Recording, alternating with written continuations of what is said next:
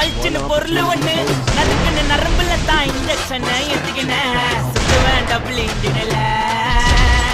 மிட்டாய போட்டாக்கா சிறப்பா செஞ்சிடுவோம் மண்டை ஓட்ட வச்சு மூலிய கீழே கொட்டிடுவோம் கேச புள்ளிங்க வாங்க நாங்க அடிச்சதெல்லாம் சரியான சம்பவம் தாங்க கேச புள்ளிங்க வாங்க நாங்க அடிச்சதெல்லாம் சரியான